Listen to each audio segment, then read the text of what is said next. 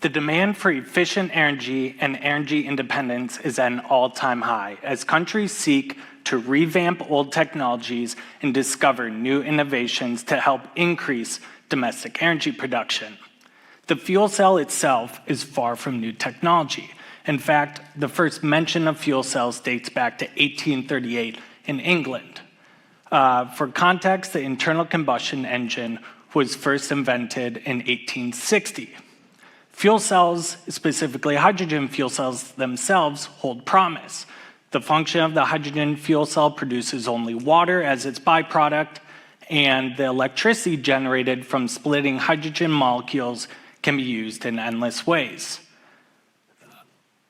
Except fuel cells themselves are expensive due to the most important element in the cell. And it's not hydrogen, it's platinum.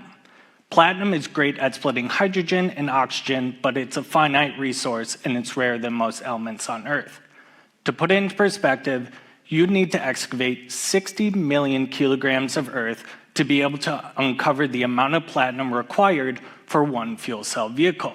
That platinum would be about 60 grams, or half the volume of a six-sided die. One avenue for cheaper fuel cells is to lower the amount of platinum they contain. However, this generally means less powerful fuel cells, which results in lower performing fuel cell vehicles. But myself and others are working towards a future in which we can use less platinum to generate equivalent performance.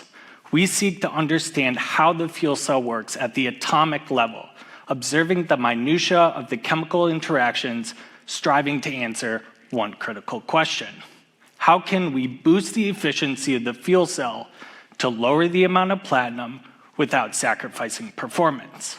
My research employs a technique that uses frequencies and their subsequent responses to characterize key components of the cell. Each frequency tells us a different story, such as the ability of hydrogen and oxygen to reach the platinum, or the electricity's ability to exit the cell and complete the circuit. We can look at the frequencies and the spectrum as a whole to determine how well the platinum is being utilized and where resistances lie in the components. If we know where those resistances lie in key components, then we can work on improving those components to boost the efficiency. There's a lot of new technologies for us to discover going forward. But if you'll allow me to say so, this work will be the platinum opus of our generation.